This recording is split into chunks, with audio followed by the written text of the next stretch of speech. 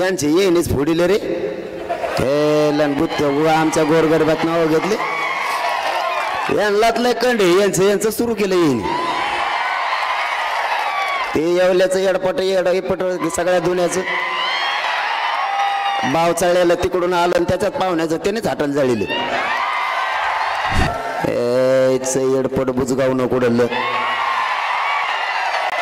मग शाळा काढीत त्याला अक्कल कसले मंत्री गेलं का नाही असलं कोणी महाराष्ट्राला कल काय घेणं देण्याचं हे डबड शेवटी एकदा जर मोठा सगळा समुदाय खवळला शांततेत काय होईना तुमचा सुपडा साफ झाला म्हणून समजा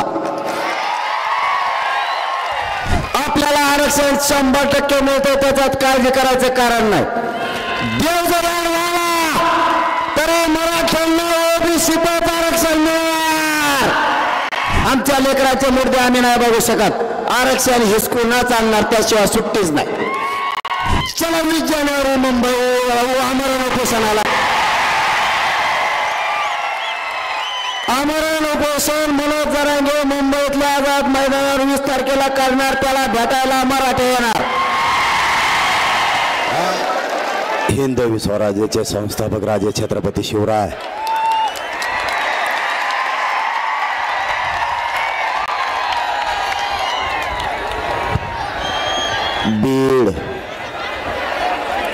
बीड नगरीतील आणि बीड जिल्ह्यातून आलेल्या माझ्या तमाम मराठा बांधवांना माझा मानाचा जय शिवराय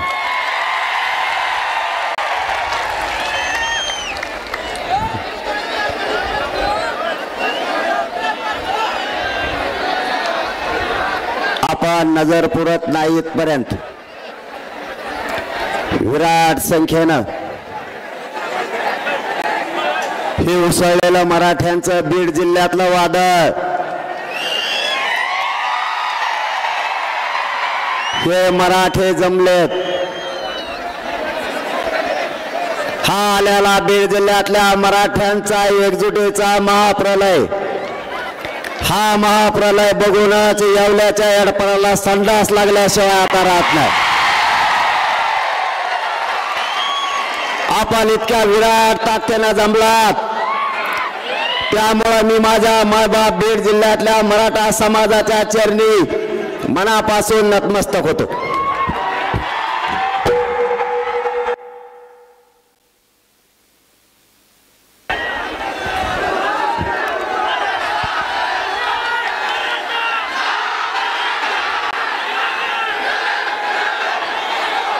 माझ्या गोरगरीब मराठ्यांच्या लेकराला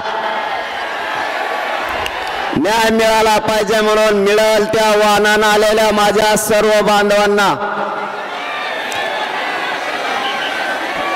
मानाचा जय शिवराय मिळेल त्या वाहनाने माझी माता माऊली आली मिळेल आता अँब्युलन्स पुढे घ्या म्हणते बाबा त्यांना दिसा नाही घ्या थोडी पुढे घ्या का करता आता घ्या घ्या घ्या घ्या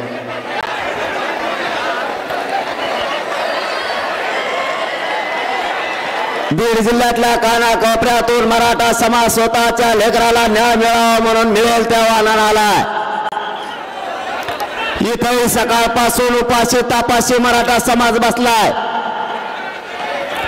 जिथं जिथं जागा मिळेल तिथं तिथं मराठा समाजाचं दिसतोय मुंगीलाही मध्ये शिरता येणार नाही अशी अफाट मराठ्यांनी एकजूट दाखवली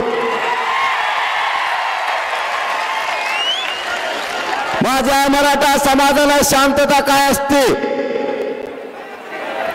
हे पुन्हा एकदा सिद्ध केलं माझ्या बीड जिल्हा जन्मभूमीतील मराठा समाज एकही घरी राहिला नाही त्याबद्दल पुन्हा एकदा तुमच्या चरणी नतमस्तक होतो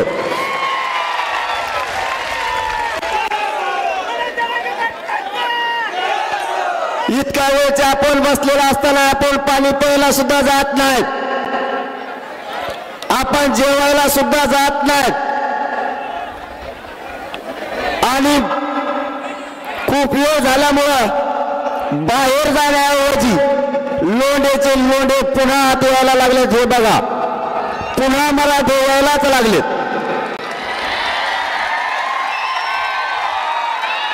एकही मराठा जागा सोडायला तयार नाही. मराठ्यांना हवंय आता त्याच्या लेकराचं आरक्षण म्हणजे मराठा आरक्षणच. मायबाप मराठा बांधवांनो, आपल्याला डाग लावला गेलाय. मागची बंद करता कर तुम्ही. यार त्यांना आवाज आहे ना म्हणतात काहीतरी बघाय बाबा. कुठे गेला मला तर काहीच दिसत ना. अरे ते मागचे बंगून राहिले भाऊ माझ्या नावाने. त्यांचं बघ काहीतरी लवकर. ज्यांना दिसत नाही त्यांनी फक्त बघा. आरक्षण कसं आणायचं ते,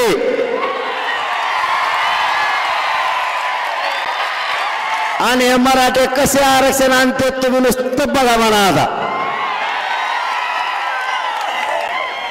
ज्यांना आवाज येत नाही ना, ज्यांना तुम्हाला दिसत नाही नका दिसून देऊ. आवाज येत असेल ना, मग फजिती करायचं मागत का तुम्ही.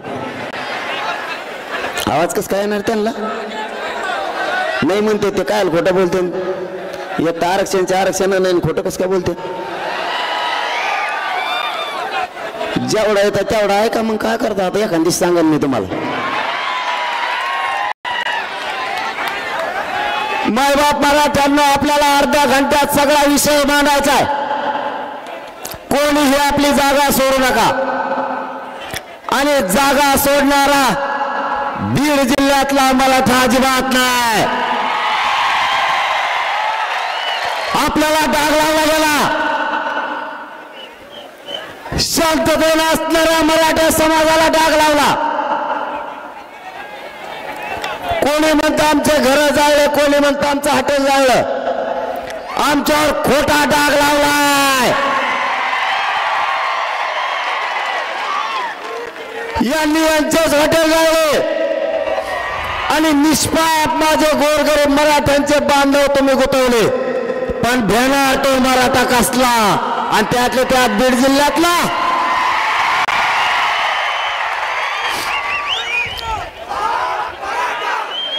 जर मराठ्यांना काही करायचं असतं तर सरकारला आज माझी विनंती आहे. यार खाली बसा रे बुळबुळ. तुम्हाला आरक्षण भेटलं काय गड्या. नोंदी निघालं काय नका काय ना. आवाज इकडचा येत होती. आम्ही सगळेजण मिळून सांगू तुम्हाला काय करायचे. आम्ही तुम्हाला काही दफणार आहेत का काय. तुम्हाला सांगू कानात काय आहे त्या. आपल्याला मायबापावर डाग लावला. आपल्या पोरांनी काय नाही करू नये त्यांच्यावर गुन्हे दाखल केले. निष्पाप पोरांना गुंतवण्याचं षडयंत्र सरकारने केलं. आज इतक्या लाखानं मराठे कोणालाच मोजता येत नाहीत. मराठ्यांना जर काही करायचं असतं तर आज केलं असतं का नसतं. मग मराठ्यांनी शांतता रॅली काढली होती. शांतता. सरकार झोपू नका. मराठ्यांनी शांतता रॅली काढली होती. मराठ्यांना राज्यात शांतता हवी.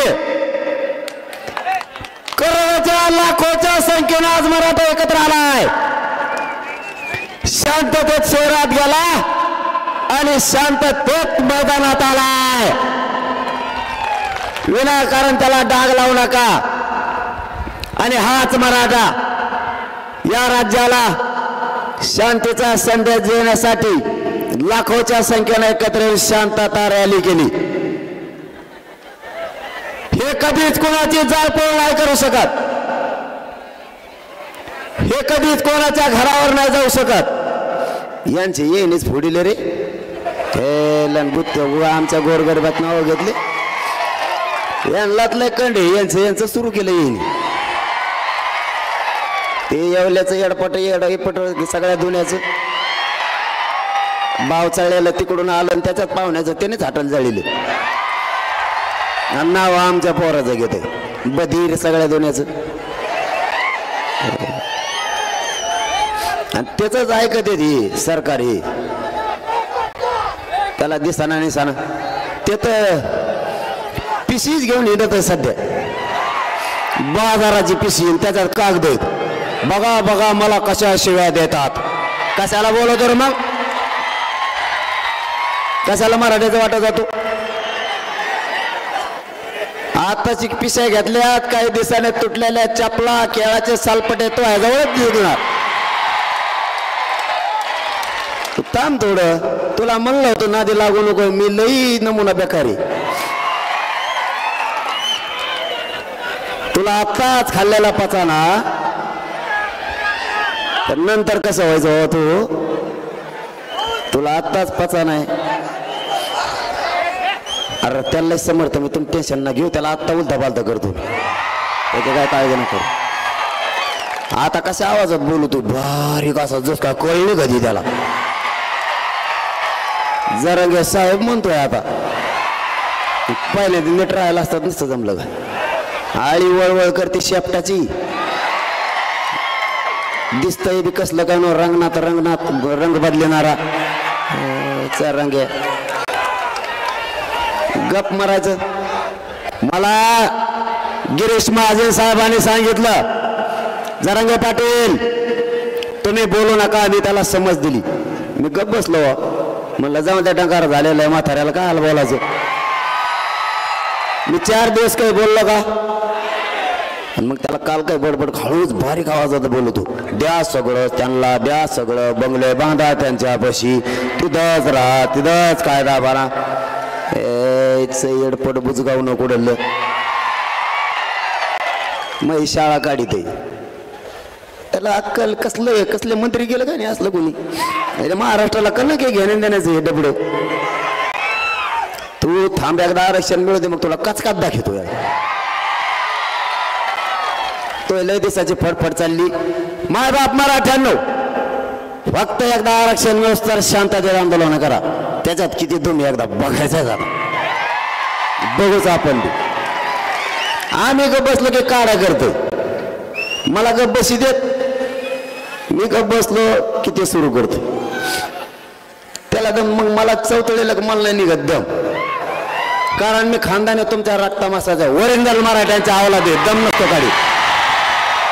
माझ्या मराठ्यांच्या आरक्षणाच्या विरोधात जर कोणी बोलला तर त्याला सुट्टी नाही.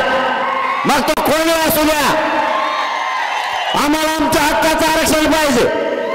त्यासाठी आज संघर्ष सुरू आहे. तुटक जाऊन दे रे टाकीशन टकोऱ्यात माया बोलू दे मला जरशी. ते मग फडफड फडफड फडफड झालं मला मुख्यमंत्री झाले का आरक्षण घेऊन. मला काही मिळत लागलं ते काय वाजायला लागला आधी आणि ते काय घेतलं मोठं वाजलं. मी वर बघितलं म्हणलं हेलिकॉप्टर उतरत येत खाली शिडी लिहून आता. पण त्यानंतर वेगळंच कळालं काहीतरी शेतकऱ्याचं काहीतरी सहल होती. त्याला कळना संडास लागली तरी बी ते कळून घे ना. हे मराठी कशासाठी एक आलेत. या मुख्यमंत्री आणि 2 उपमुख्यमंत्र्यांना माझी आज चंपावती नगरीतून विनंती आहे.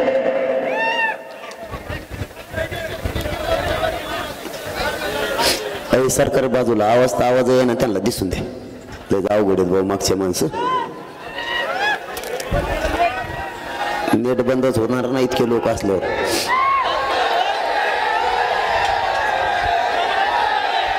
काय झालं हा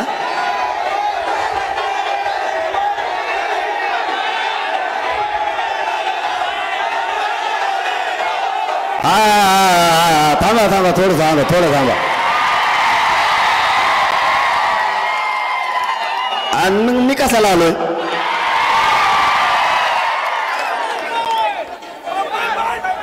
दोनही मुख्यमंत्री आणि 2 उपमुख्यमंत्र्यांना विनंती या चंपावती नगरीतून. इथं 1-1 वर्षाचे लेकरं सुद्धा मांडीवर घेऊन माता मारल्या बसल्यात.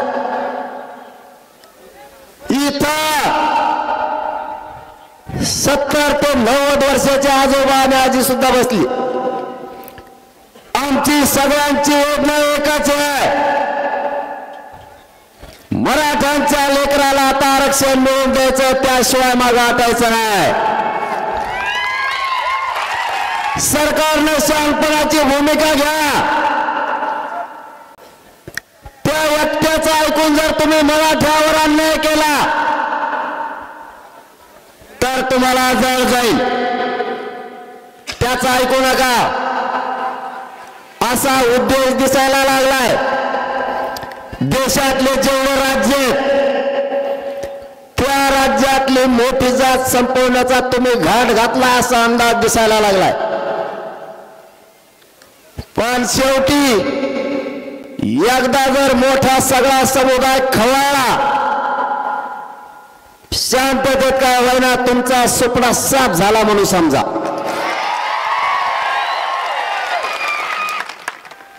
तुमचा राजकीय सगळ्या अस्तित्वाचा सुपडा साफ होईल. माझ्या मराठ्यांना तळपू नका. नवीन नवीन पद्धत राबवू नका. तुम्ही एकदा प्रयोग केलाय, तुम्हाला आतापर्यंत तुम्ही केलेल्या अंतर्गतातल्या प्रयोगाचं भोगावं लागलंय. आता सावध व्हा.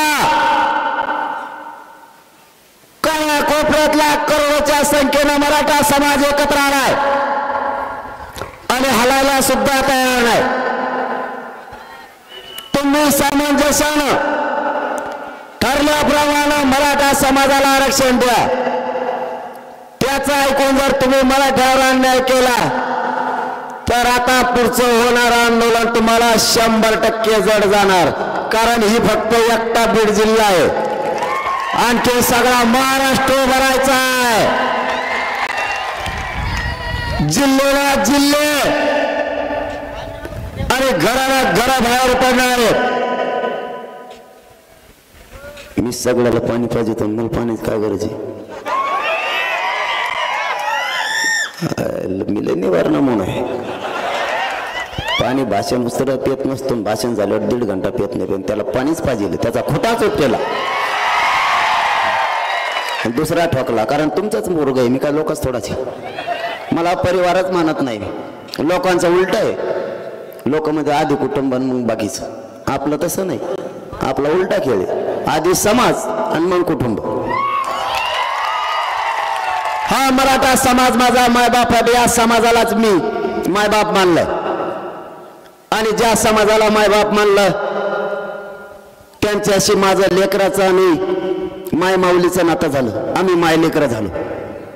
मग या समाजाची गद्दारी करायला हे आंदोलन उभा केलेलं नाही. यांचा सगळ्यात मोठा प्रॉब्लेम एकच आहे.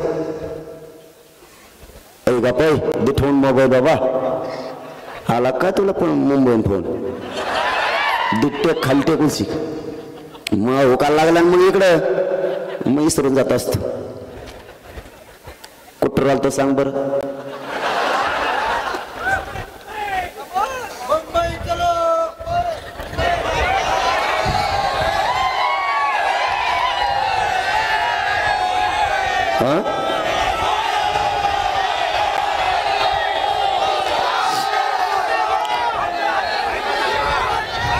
या महाराष्ट्रातल्या मराठा समाजाला परिवार मानलं आणि या समाजासाठी पूर्ण जीवनच अर्पण केलंय.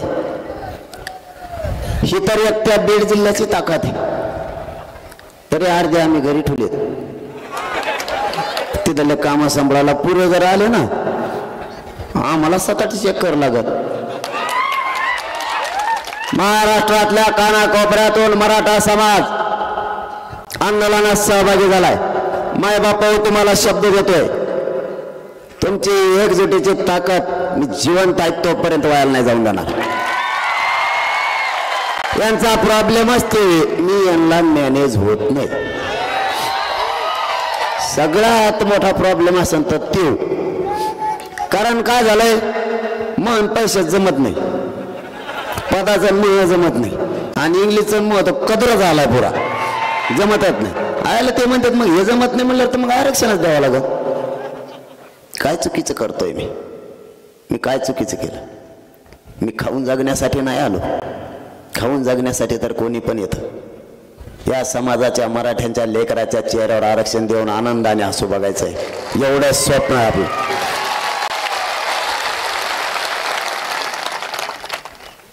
मी काय चूक केली? माझ्या मराठा समाजानं आरक्षणाची मागणी केली, दशक व्हायला गेले, पिढ्याना पिढ्या बर्बाद झाल्या. आई बापानं लेकरं शिकायचे आणि स्वप्न बघायचं, माझा लेकरं सुद्धा अधिकारी होईल आणि माझ्या वाट्याला आलेलं कष्ट कमी होईल. वेळ प्रसंगी बापानं कर्ज काढायचं पण मुलं शिकवायचे. पैसे कमीच पडले तर आईला स्वतःच्या अंगावरचं सोनंही मोडायचं पण लेकरं शिकवायचे. तिचं स्वप्न होतं माझं लेकरं मोठं होईल आणि हे लेकरं मोठं झाल्याच्या नंतर माझ्या वाट्याला आलेले काबड कष्ट कमी होते. पण आरक्षणाने घात केला आणि 1% हुकलेलं लेकरं घरापर्यंत रडत यायला लागलं. दोघांच्याही स्वप्नाची राखरांगोळी झाली. दोघांचं भविष्य उद्ध्वस्त झालं. मायबापाओ, आता सावध व्हा. एवढी संधी मराठ्यांना आरक्षण मिळवण्याची. या संधीचं सोनं करा. आपल्याला आरक्षण 100% मिळते, त्याच्यात काळजी करायचं कारण नाही. देव जर व्हावा तरी मराठ्यांना ओबीसी आरक्षण मिळणार आणि तेच आपण घेणार. आपल्या नोंदी सापडल्यात. मी माझ्या गोरगरीब मराठा समाजाच्या आरक्षणाची मागणी केली. मायबाप मराठ्यांना ते मला काय म्हणायला लागले माहिती का तुम्हाला?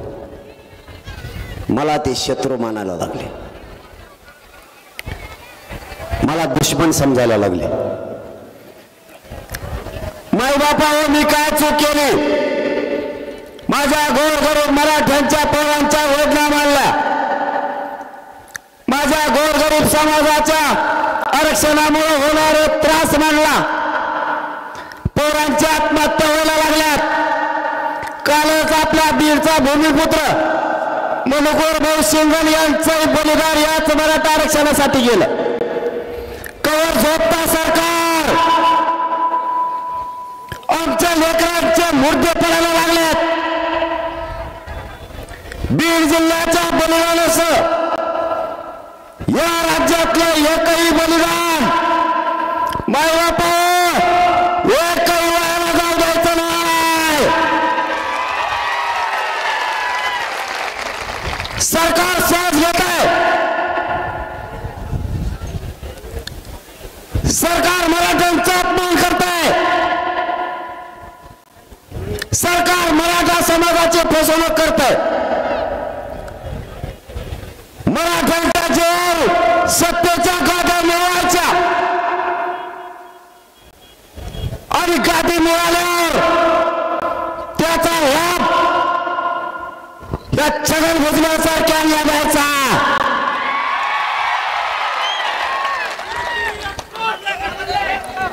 मराठ्यांनी आंदोलन मोठं करायचं आणि मराठ्यांच्या पोरांचे मुर्दे पडत असल्यानं त्यांच्याकडे बघायचं नाही. मग बापा सावध व्हा. आपल्या लेकराच्या बळी आता नाही जाऊ द्यायचे. सरकार गांभीर्याने घेत नाही. सरकारला वोट मिळाल्याची ताकद या मराठ्याच्या याला वोट मिळाल्याशिवाय आता सुट्टी नाही द्यायची. काही झालं तरी हरकत नाही. त्यांना मला काय शत्रू मानायचं मानून द्या. एवढं मोठे माग असलं होतं मी कोणालाच भिजू नाही बा. मी असाच त्यांना गिनीत नाही मोजित नाही. आणि आता तुम्ही महाराष्ट्रातले इतके लोक म्हणलं बा बा बा बा आता काय खरं नाही राहिलं. मी तो इसरूनच गेलो बा काय काय बोलायचं ते. मग नजरच पुराणा इतके लोक आहेत. बीड जिल्ह्याने पुन्हा एकदा दाखवून दिलं मराठ्यांच्या नादाला लागला की संपला. त्याचा विषयच आवरला. आणि तुम्हाला एक महत्वाचा विषय सांगतो, जे आपल्या लेकराच्या बाजूने ना तोच नेता आपला नसता, नेता फेता नाही. जातीपेक्षा नेत्याला मोठा नाही मानायचं. जो आपल्या लेकराच्या पाठीशी उभा राहील, स्वतःहून पुढे येईल, तो आपले मत घेण्यापुरता जर दारात आला तर त्याला चपलानेच वागवायचं, सोडायचंच नाही. आता नाही सुट्टी. बस झाले, आमचं रक्त खाऊन तुम्ही पिवा. 200 पेक्षाही जास्त आमचे बळी गेलेत. किती दिवस रक्त पिणार? ही समाज स्वतः आहे. याने देशाचं संरक्षण करणारा मराठा समाज आहे देशाचं. त्याला संपवायला निघाला. तुमचा स्वप्न साफ करूनच मराठा थांबेल, तसा आता थांबत नाही. आमच्या जीवावर मोठं व्हायचं आणि आमचे पडणारे मुर्दे हसत बघता तुम्हाला लाजा वाटत नाही. तुमच्या डोळे देखता तुमच्या राज्यातलं मराठ्यांचं लेकरू आत्महत्या करते आरक्षणासाठी आणि तुम्ही उघड्या डोळ्याला बघून त्या मदती देता. राज्याचा पालकत्व तुम्ही स्वीकारलंय. एका दणक्यात प्रश्न मार्गी काढायला पाहिजेत. नाटक कशाला? ज्यांच्या नोंदी नाही सापडल्या मायबाप त्यांना आरक्षण दिलं, जे मागास सिद्ध नाही झाले त्यांना आरक्षण दिलं. मराठा जात मागासही सिद्ध झाली आणि शासकीय नोंदी मिळाल्या तरी मराठ्यांना आरक्षण नाही. याचा अर्थ तुम्हाला मराठा जात संपवायची, पण ही जातीचे इतकं मुळं खोल गेलेलं तुम्हाला संपवणार तर नाहीच, पण तुम्हाला कमीत कमी 2 पिढ्या संडास लागून जर मराठे मागा लागले तुमचा कार्यक्रम संपला. माझी सरकारला पुन्हा एकदा विनंती, मराठा समाजाला आता डोचू नका. तुम्ही पूर्वी अंतरवालीचा प्रयोग केला, पुन्हा पडायच्या भानगडीत पडू नका. यांना काय वाटलं होतं माहिती का तुम्हाला? यांना वाटलं ते माग किशी झाल्या, फुकट नाही केलेलं का आपल्यावर? त्या भीत एक का कोणी परत त्याने दुसरून एक आणखीन डाव केला. सगळ्याला आवाज येतोय का? एकदा सांगा. महत्वाच्या विषयाकडे वळायला लागलो म्हणून म्हणतोय. फक्त 15 मिनिटात जिकडे तिकडे विषय ऐका. येतोय 15 मिनिटात जिकडे तिकडे. तुम्ही सकाळपासून बसलेले मुद्द्यावर यायचं, कायला आता कवर बडबड करीत बसायचे? मी तेच सांगणार, तुम्ही तेच ऐकणार. काय करायचं? मुद्द्याकडे यायचं, दणका आणून मोकळून कशाला तापवायचं आता माग? पचपच नको, वचवच नको. घोळून घोळून घोळून घोळून तिथं येण्यापेक्षा एकदा सरळ सरळ ठोका द्यायचा ठेवून काय कर. म्हणजे मी वेगळं म्हणतोय बरं का, तुम्ही वेगळं म्हणाली आता. त्यांनी पूर्वी आपल्याला घुटायचा प्रयत्न केला, पुन्हा नोटिसा दिल्या. थांबा रे, अरे यार थांबा बाबा, तुम्ही का असा टेम्पो चाललेला का? बर का, त्यांनी पुन्हा शांत चित्त नाही का? आता त्यांनी पुन्हा एक डाव रचला. म्हणले आता यांना नोटिसा देऊ. तुम्हाला दिल्यात का? बीड जिल्ह्यात दिल्या, तिकडे परभणीला त्याला बी दिल्या. ते परभणी लोक काय म्हणते माहितीये का? ते म्हणते मी शेतात होतो, मग आपल्या घरचे घरी होते आणि कागद आणून दिलाय. मी रानातून गेल्यावर मी ते वाचीला, त्याच्यावर लिहायला होतं ट्रॅक्टर घेऊन इकडं तिकडं जाऊ नको नाही तर जप्त करी. ते काय म्हणला माहिती आहे? ते नोटीस घेणारा मला म्हणलाय, ते म्हणला मी आद्यात नाही मध्यात नाही, मी मग शेतात हे आणि मला नोटीस कमी दिली बा. आणि ते म्हणलं मग मी सगळ्यात पुढे जात असतो. आता बघा परिणाम कसा झाला. किती बधीर वागत येते मंत्री, मला काही मिळत लागा नाही. भेण्याऐवजी लोक तराला लागले. अरे स्वतःच्या लेकराच्या न्यायासाठी मराठे केसी केले म्हणून आम्ही मागे सरकणार का? आमच्या लेकराचे मुद्दे आम्ही नाही बघू शकत. आरक्षण हिसकून चालणार, त्याशिवाय सुट्टीच नाही. मराठा बांधवांना विनंती आहे, तुम्ही मला 17 तारखेला शब्द दिलाय, महाराष्ट्रातल्या मराठ्यानं आंदोलन करायचं, पण शांततेच्या आंदोलनात प्रचंड ताकद आहे, प्रचंड. ते ब्रह्मास्त्र पेलण्याची ताकद कोणाचाच हिंमत नाही, कोणाचाच. म्हणून तर आरक्षण निर्णयाच्या प्रक्रियेत आले शांततेत. पण मराठा आरक्षण घेतल्याशिवाय मग हटायचं नाही. शब्द पाळायचा, मोडायचा नाही, अजिबात नाही. किती तारीख ठरायची तुमच्या अंदाजाने? मुंबईत म्हणतो.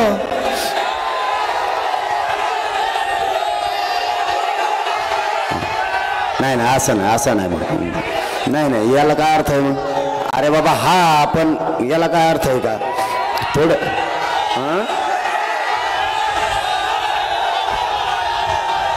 हा ना, ते आहे खरं.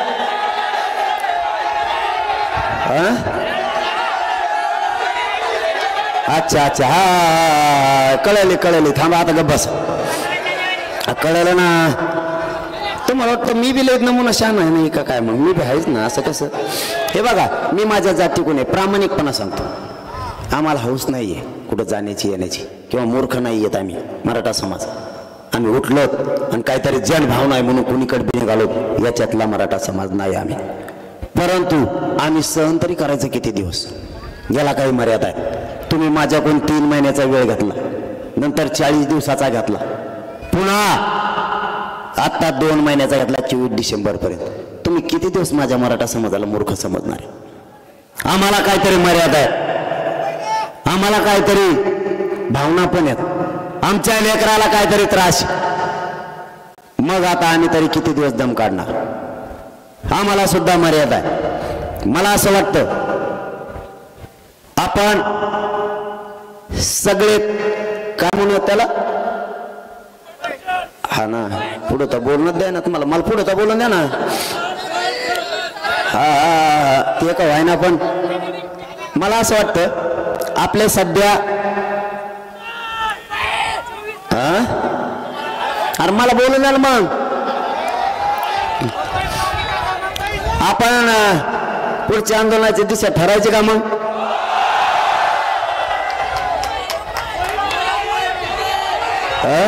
हा दिशा ठरवायची का? तारीख पण ठरवायची का? तारीख आणि दिशा ठरवायची का? पुन्हा एकदा विचारतोय. माय बापाला विचारल्याशिवाय मी काही करत नाही. मग मला असं वाटतं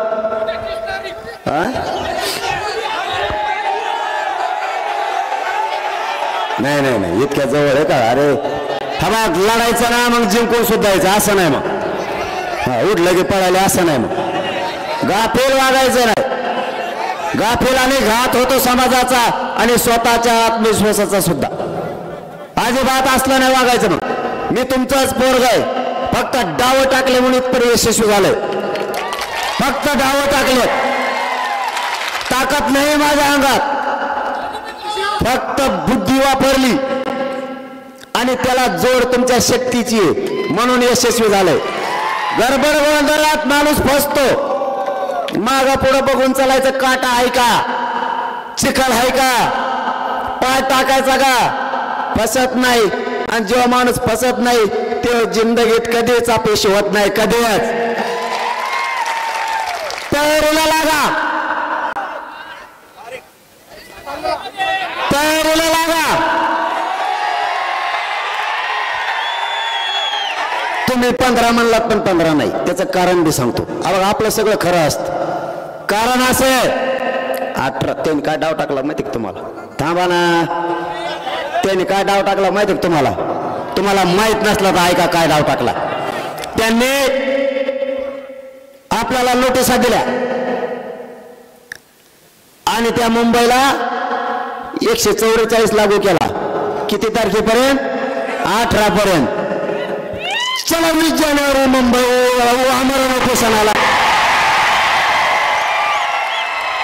आमरण उपोषण मनोज जरांगे मुंबईतल्या आझाद मैदानावर 20 तारखेला करणार, त्याला भेटायला मराठे येणार. आम्ही भेटायला नाही यायचं का? भेटायला येणार नाही का?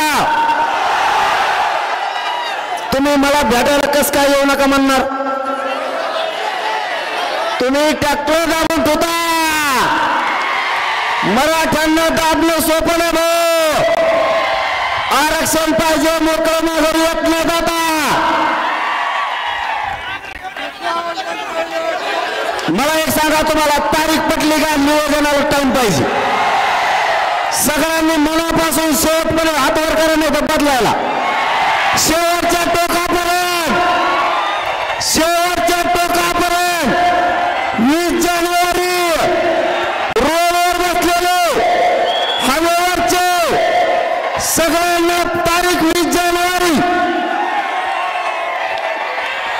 सगळ्यांना मान्य आहे का? फक्त शांततेत जायचं, शांततेत यायचं. आरक्षण घेऊन शांततेत करणार का? हातावर करून मला शब्द द्या मुलाला. मी तुमच्या जीवावर करतोय. मला फसवायचं नाही, मी तुम्हाला कधी फसवत नाही. पुन्हा एकदा हातवर करून सांगा, सगळ्यांनी रोड सहित शांततेत करणार ना?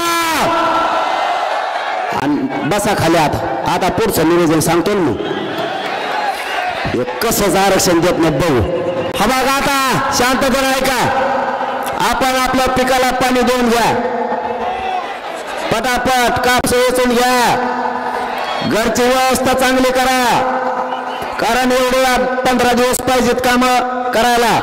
आपण शेतकऱ्याच्या पोरात, नीट ऐका, शेतकऱ्याच्या पोरात आणखीन एक घोषणा करायची राहिली, तेवढी ऐका. अंतरवालीहून पायी मुंबईला हा मराठ्यांचा जनसागर जाणार. मध्ये मध्ये बाकीचे जैन होत चला. हा पायी जनसागर उसळणार आहे. जसा आता बीडचा बघितला, मी तिथून पुढे बदललं बरं का. हा आधी नव्हतो. अरे सगळं जामच. आणि मग पेपेत जायचं डांबराने चट्टीत थेट मुंबई आझाद मैदान शिवाजी पार्कला आम्ही आमरण उपोषणाला बसणार. मराठे भेटायला येणार. कसं काय तुम्ही येऊन देणार नाही? मग त्यांना जे जे बघायचं ते बघतील. महत्वाचा विषय आणखीन एक सांगतो, आजूबाजूला लक्ष ठेवा. मराठा समाजाला डाग नाही लागला पाहिजे. आजूबाजूला लक्ष म्हणजे काय? कोणी जर ढोळण करायला लागला, गाडी पेटवायला लागला, दंगा करायला लागला, तर आपल्या लक्षात येतं आपला नाही. जागेवर धरून पोलिसांकडे द्यायचं आणि पोलिसाला सहकार्य करायचं, सरकारला नाही करायचं. जागेवर धरून पोलिसांकडे द्यायचा, कारण तो आपला नाही. आणि आपला जरी असला ना, जर तो जर जाळपोळीचा उद्देशाने असला तर त्याला लगेच ताबडतोब टाकायचं. ते रस्ता करायला त्यांना, रस्ता करा त्यांना. दुखतंय वाटतं, अँब्युलन्स इकडे उजव्या हाताला आंब्याच्या दिशेने अँब्युलन्सला आणा. चलत आले ते, स्वतः चलत आले, पण तब्येत खराब वाटतं. बाकीचे खाली बसा रे, त्यांना रस्ता करा. बाकीचे उभा राहू नका, त्यांना जाऊ द्या. अँब्युलन्स या आंब्याकडे व्यासपीठाच्या उजव्या हाताला आणा. मग लय बारीक देण असतं भाऊ, उगाच समाजाला मायबाप नाही मानलं. मायबाप तुम्हाला महत्वाचा विषय सांगायचा होता तो सांगतो. आजूबाजूला बारकाईने लक्ष ठेवा. कोणाला जाळपोळ करू द्यायचं नाही. आणि आपला जो आंदोलनाचा एरिया आहे त्याच्या बाहेर कोणी काही करू दे, आपल्याला देणं घेणं नाही. सरकार ते पोलीस बघतील. आपल्या माणसाकडून कुठेही जाळपोळ होणार नाही याची दक्षता घ्यायची.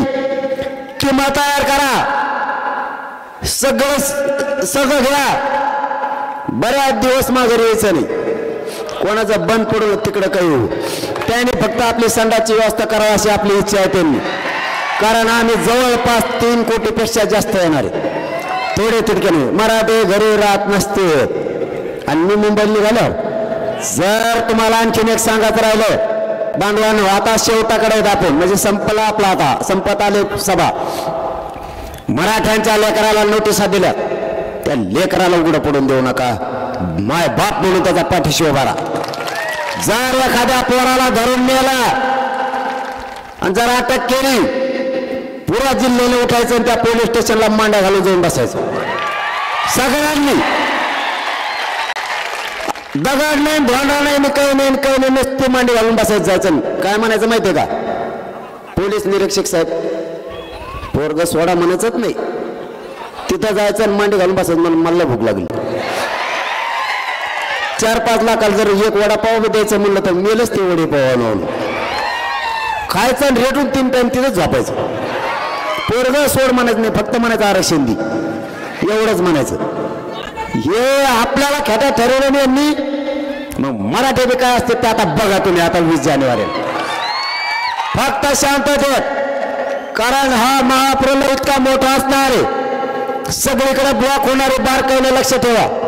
कुणाला उद्रेक करू द्यायचा नाही, आपल्या आंदोलनाला गालबोट लागू द्यायचं नाही, पण आरक्षण घेतल्याशिवाय माघारी फिरायचं नक्की.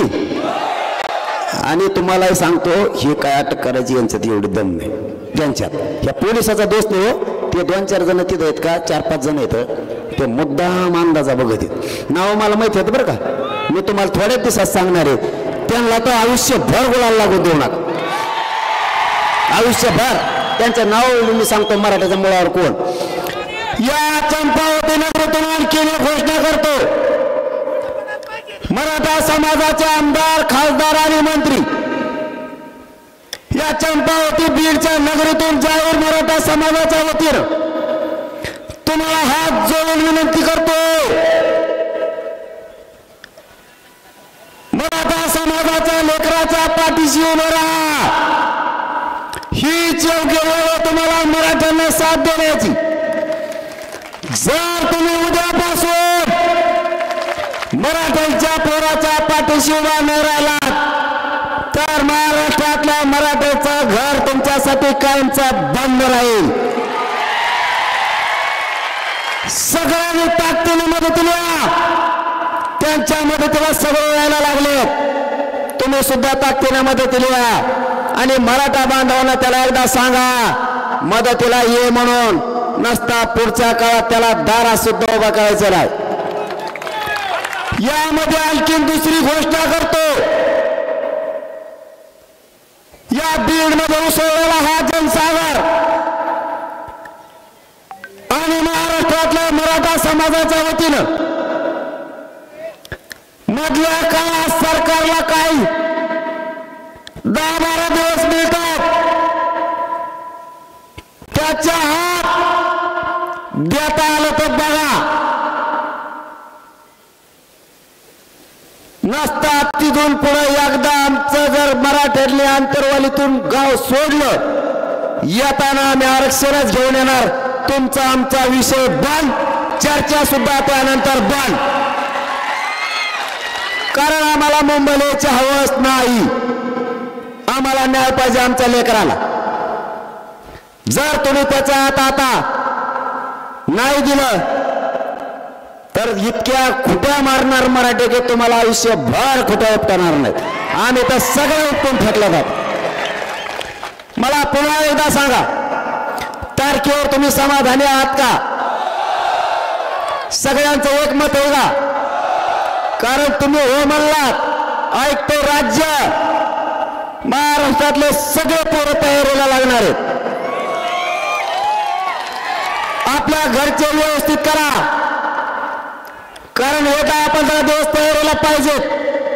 तिथं गेलो तर माघारी आलो असं नाही, मी मेलो तर मागे फिरत नसतो. आता नाही, माई बापा हो मार्ग सांगतो ना, दमत नाही वाजायला जाऊ गड खेळ हो, दमच धरीत नाही, दूध कवी दम निघतच नाही, त्यांना असे तरतराच करते ते. आणखी एक या बीड नगरीतून सांगतो,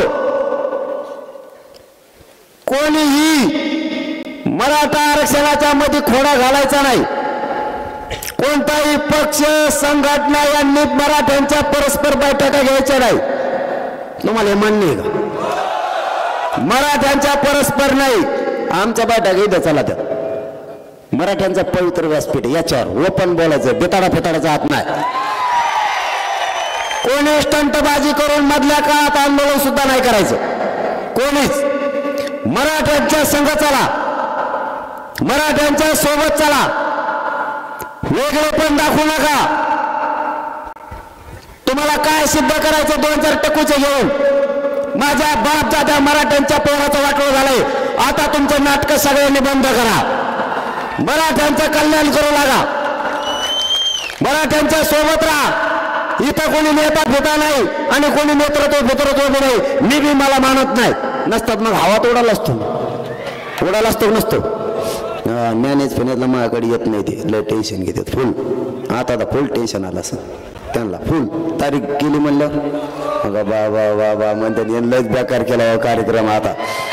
आणि मी एकदा मुंबईला जाईल म्हणलं ना, तुम्ही माझे मायबाप आहेत, मी तुमचा पोरग आहे, शब्द बदलतो का मग?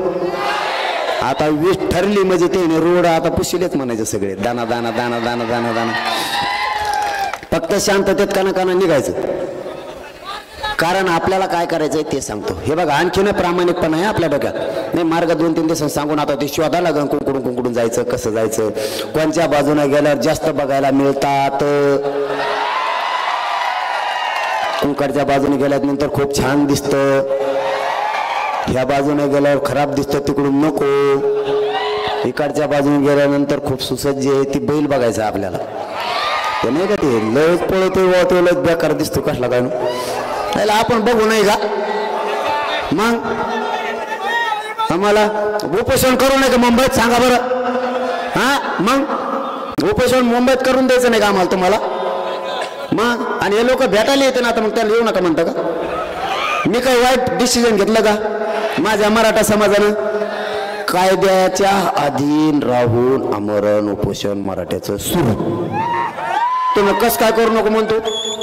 आणि मला तिथं भेटायला आल्यावर मला दुखायला लागलं. मला बघायला आपले मायबाप समाज पाहिजे, ते बघायला येणार ना. मग ट्रॅक्टरने येऊ दे, नाही तर रिक्षाने दे, तुला काय करायचं रे? आणि तू आडीवर त्याचा ट्रॅक्टरच आडीव. मग सांगतो तुला आडी होती ट्रॅक्टर, कसा आडी होती ती ट्रॅक्टर आडीतो म्हणजे ट्रॅक्टर आमचं, डिझेल आमचं, फजिती आमची होणार, डिझेल आम्ही टाकणार, उपाशी मारणार आम्ही. तू आमचं ट्रॅक्टर आडीणार येवर तू आडायला.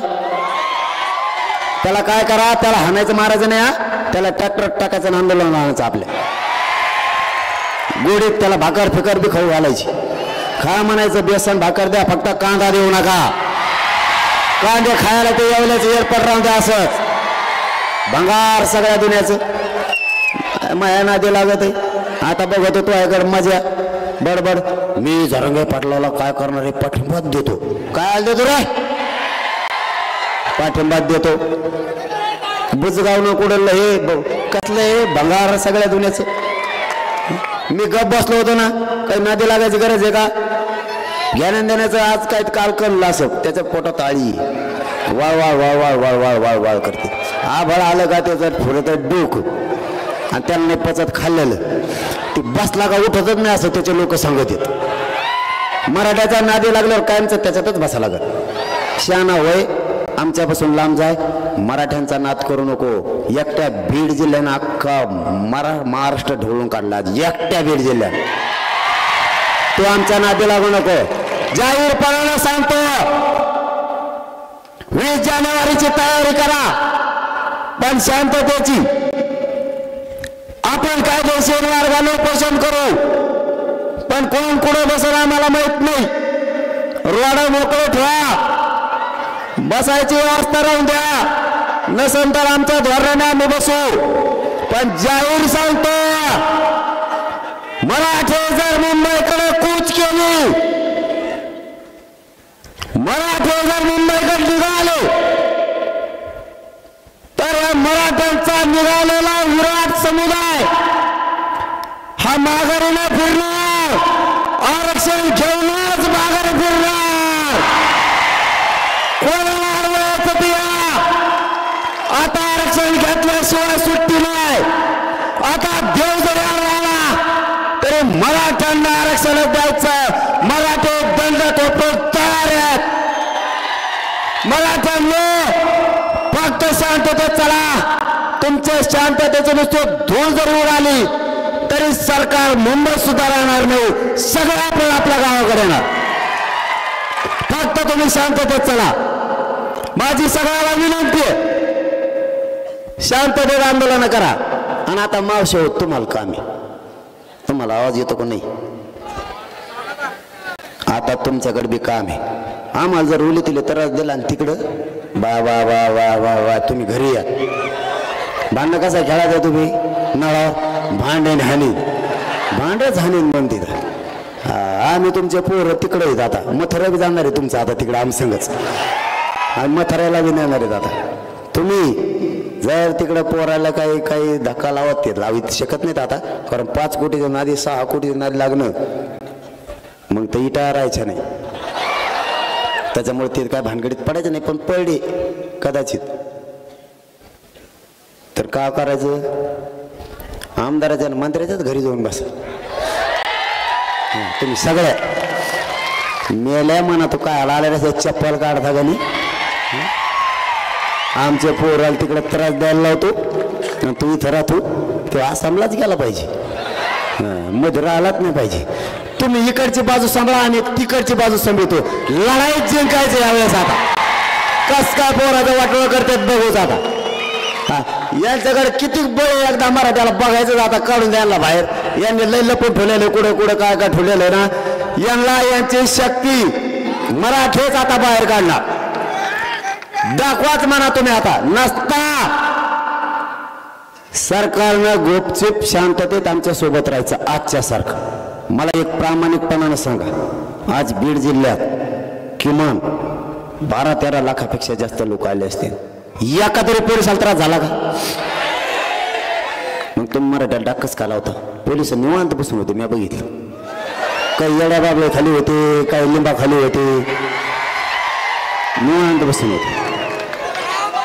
काही त्रास झाला का? मुंबईला जर पोरं निघाले मागणीसाठी यायले, त्रास देऊ नका, शांत राहा. संघ चला, वाटल्यास भाकरी आम्ही देतो, आम्ही रेटून घेणार आहेत आभारी संघ. ट्रॅक्टर नेऊ नका म्हणजे मग भाकरी काय नाही म्हणा. तो आज घरी जेव म्हणून ना ट्रॅक्टर नेऊ नका. त्याच्यात तिथे जाऊन द्या आपला मोर्चा मुंबईत घाल म्हणा खाऊ आम्हाला. आता चल, मी तर उपाशीचे, मी तर उपोषणच करणार आहे. कारण त्याच्याशिवाय ठेपायला नाही. गनिमी गाव करायला आपल्या संघ. आपल्याला काय तर गनिमी गाव करावं लागू का नाही? तरी आतलं काही सांगितलं नाही मी त्यांना. आणखी मी आतलं सांगत नसतो. तुम्ही आम्हाला सांगितलं का 70 वर्ष फसले नाही तुम्ही आम्हाला गोड बोलू. आता मग आम्ही गदली सुतळी वाटलो का मराठा तुम्हाला? जर मराठ्याच्या पोराला नोटीस दिली तर काय होतंय? जर बाप म्हणला ना पोराला तू आज लग्नाला जाऊ नको, शेतात जाय, हे काय करतं? बैल घेतं शेतात जातं, वसा लग्नाला जातं. ते म्हणतो आमचा नाम्या तिकडे दिसत नव्हता, कसं काय लग्नात आला? नाम्याने बैल बांधले तिकडे गेला लग्नाला आणि तुम्ही आम्हाला नोटीस देतात. मराठ्यांना अडवणं एवढं सोपं आहे का? तुम्हाला माहीत बी नाही आग्यामुळे कोणकोण घुसले कोणकोण बाहेर निघाले. तुम्हाला फक्त एकच विनंती आहे, 20 जानेवारी पासून आरक्षणाची तयारी करायची, आपल्याला निघायचंय शांततेत. मी तिथं आमरण उपोषण करतो. माझा मराठा समाज मला भेटायला येणार आहे. तुम्ही मुंबईत येऊ म्हणू शकत नाहीत आम्हाला, आमचा मोडीत काढू शकत नाहीत तुम्ही काय.